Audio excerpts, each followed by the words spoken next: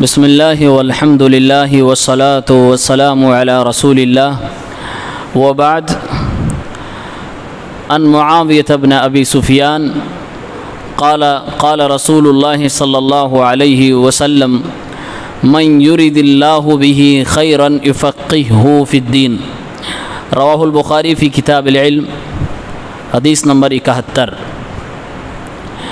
معاویہ ابن ابی سفیان رضی اللہ عنہ فرماتے ہیں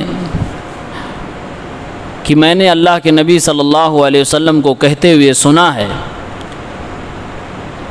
کہ اللہ تعالیٰ جس بندے کے ساتھ بھلائی کا ارادہ کرتا ہے اسے دین کی سمجھ، دین کی فقہ، دین کی فہم عطا فرماتا ہے.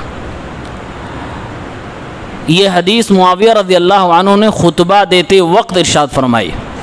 خود وہ بیان دے رہے تھے، اس میں انہوں نے حدیث بیان فرمائی کہ میں نے اللہ کے نبی صلی اللہ علیہ وسلم کو ایسا کہتے ہوئے سنا ہے. دین کی سمجھ اور دین کی فقہ کا مطلب صرف یہ نہیں ہے کہ انسان مسئلے مسائل کو جان جائے، بلکہ پورے دین کو سمجھ لینا اور پھر اس پہ عمل کرنا، یہ ہے دین کی سمجھ. دین جو تقاضا کرتا ہے اس پر کھرے اترنا، اس کو کہتے ہیں دین کی سمجھ. ورنہ اگر کسی شخص کے پاس علم ہو،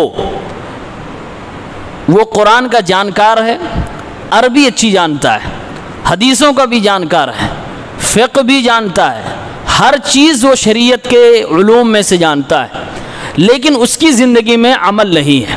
یعنی ایسا عالم جو عمل نہ کرتا ہو، لا قیمت لہ، اس کے علم کی کوئی قیمت نہیں ہے. اللہ کی نگاہ میں اس کے علم کی کوئی قیمت نہیں ہے، کوئی اہمیت نہیں ہے.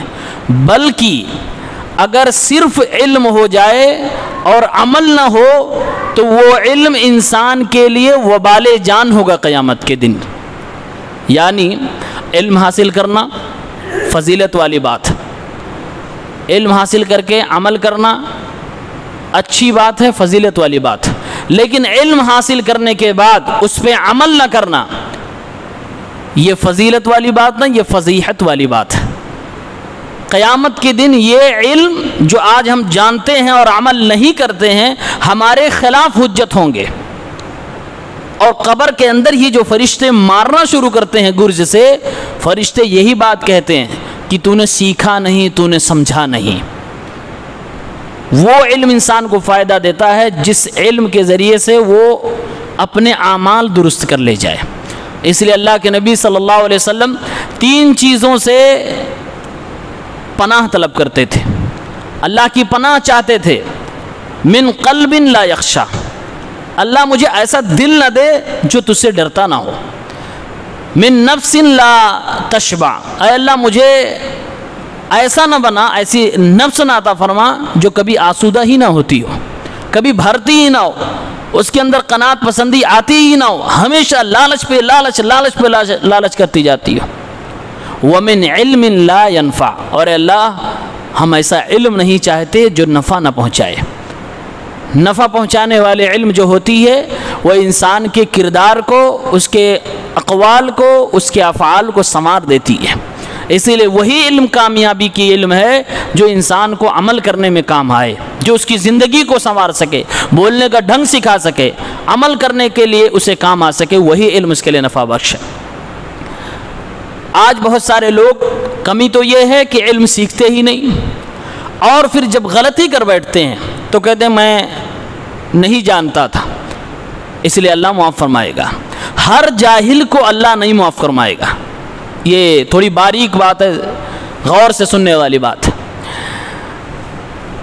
وہ جہالت عذر ہوگی جو جہالت انسان کی مجبوری کی وجہ سے آئی ہے. یعنی کوئی ایسا شخص جو اسلام تو قبول کیا، مسلمان تو ہے، لیکن ایسی جگہ میں رہتا ہے نہ وہاں کوئی عالم دستیاب ہے، نہ وہاں کوئی مسجد ہے، نہ کوئی مدرسہ ہے، کوئی بتانے والا ہے ہی نہیں، کتابیں بھی نہیں ہیں، کوئی ذریعہ نہیں ہے سیکھنے کا.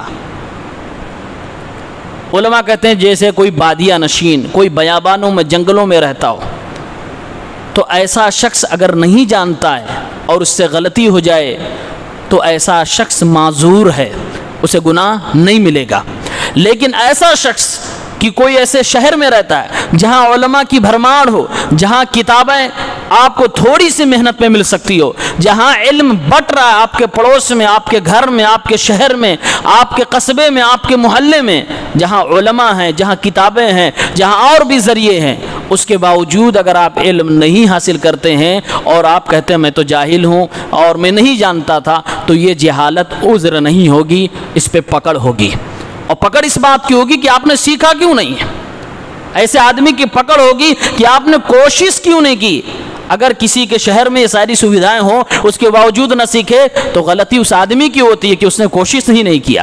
کوشش اگر کرتا، اپنے گھر سے چند قدم پہ جا کر مسجد میں وہ قرآن پڑھنا سیکھ سکتا تھا، وہ دین کی باتیں سیکھ سکتا تھا، وہ ایک ٹیلی فون لگا کر کسی جاننے والے سے دین کی بات جان سکتا تھا، وہ ایک کتاب پڑھ کر ہندی، انگلش، اردو کسی بھی زبان کی وہ دین کی باتیں جان سکتا تھا، لیکن کوشش ہی نہیں کیا، اس نے جان بوجھ کر جاہل رہنا پسند کیا۔ ایسے جاہل کو معاف نہیں کیا جائے گا، ایسا جاہل معذور نہیں ہے، اسے گنہگار سمجھا جائے گا۔ اور ایک تیسری بات، آدمی گرچہ پڑھا لکھا ہو، اگر وہ گناہ کرتا ہے تو سمجھو جاہل ہے۔ قرآن میں سورہ نساء کی آیت نمبر 17 میں اللہ تعالیٰ نے کہا ہے گناہ کرنے والا جاہل ہی ہوتا ہے، وہ چاہے کتابوں کا انبار اس کے سر پہ رکھا ہو، حافظ ہو، قاری ہو، عالم ہو، فاضل ہو، لیکن گناہ اگر کرتا ہے تو وہ جاہل ہے۔ انما التوبۃ علی اللہ للذین یعملون السوء بجہالہ، اللہ تعالیٰ نے کہا توبہ تو ان کے لیے ہے جو نادانی میں گناہ کر بیٹھتے ہیں۔ یہاں جو جہالت کا لفظ آیا ہے، علماء نے، علامہ ابن کثیر رحمہ اللہ وغیرہ نے لکھا ہے کہ یہاں جہالت سے مراد وہ عام جہالت نہیں ہے، یہاں جہالت سے مراد ہے کہ آدمی گناہ کر بیٹھا اور اس لیے ہر جاہل، ہر گنہگار کو جاہل کہا جائے گا۔ کوئی بھی شخص اگر گناہ کرتا ہے گرچہ وہ عالم ہے تو کہیں گے وہ جہالت کا کام کر بیٹھا، یعنی وہ گناہ کر بیٹھا، تو گناہ سمجھ لیجئے مترادف ہے جہالت کے، اور جہالت مترادف ہے گناہ کے۔ اسی لیے اگر علم کے ساتھ عمل نہیں ہے تو آدمی علم ہونے کے باوجود وہ جاہل ہے۔ لہٰذا اللہ کے نبی صلی اللہ علیہ وسلم نے جو فرمایا کہ اللہ جس کے ساتھ بھلائی کا ارادہ کرتا ہے اسے دین کی سمجھ عطا فرماتا ہے۔ دین کی سمجھ ہمیں حاصل کرنی چاہیے اور ہمیں دین کو سیکھنا چاہیے، کم از کم اتنا دین جو ہماری زندگی میں کام آتا ہے۔ روزہ ہماری زندگی میں ضروری ہے، ہر مرد پر، ہر عورت پر فردن فردن واجب ہے، نماز فردن فردن واجب ہے، تو اس کا پڑھنا، اس کا رکھنا، حج اگر آپ کے اوپر فرض ہو جائے تو آپ کو حج کا طریقہ بھی سیکھنا ضروری ہے۔ اگر یہ ساری چیزیں آپ نہیں بھی سیکھتے ہیں تو نہ سیکھنے کا ایک الگ گناہ ملتا ہے کہ آپ نے سیکھا کیوں نہیں۔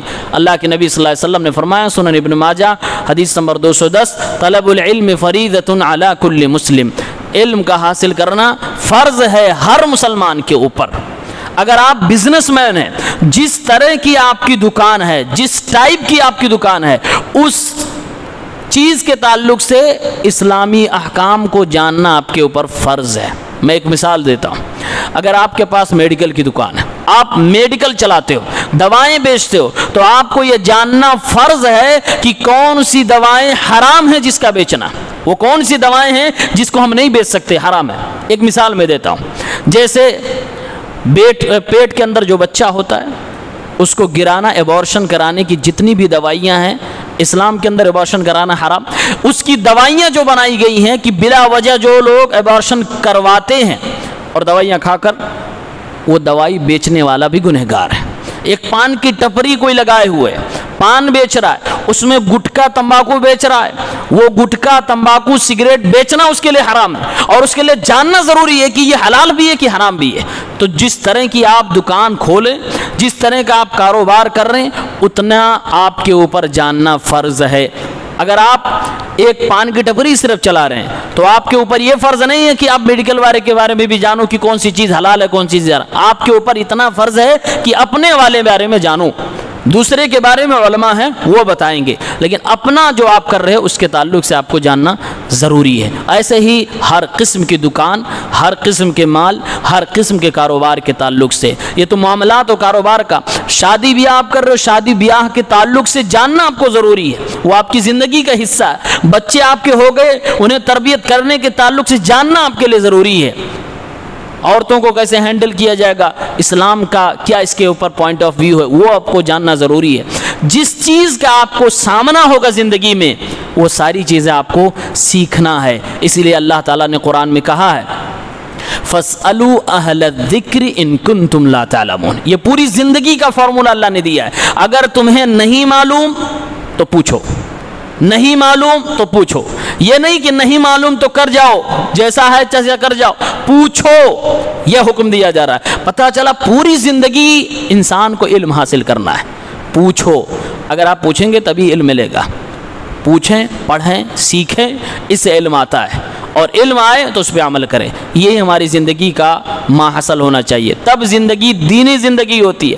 اور اللہ کے نبی تب یہاں فرماتے ہیں کہ اللہ جس کے ساتھ بھلائی کا ارادہ کرتا ہے اسے دین کی سمجھ عطا فرماتا ہے۔ اس حدیث کا یہ قطعاً مطلب نہیں ہے کہ یہ صرف عالموں کے لیے ہے، کہ عالموں کو اللہ نے دین کی سمجھ دے دی تب وہ اللہ تعالیٰ سمجھو ان کے لیے بھلائی کا ارادہ کر لیا ہے۔ یہ ہر مسلمان کے لیے جو بھی دین کی سمجھ رکھتا ہے، سر فہرست اس میں علماء، کیونکہ علماء دین کی سمجھ رکھتے ہیں۔ اگر وہ علم کے ساتھ ساتھ عمل کرنے والے ہیں، نیک ہیں، صالح ہیں، تو اللہ رب العالمین، اللہ کے نبی صلی اللہ علیہ وسلم کی حدیث میں پہلے نمبر پر وہ آتے ہیں۔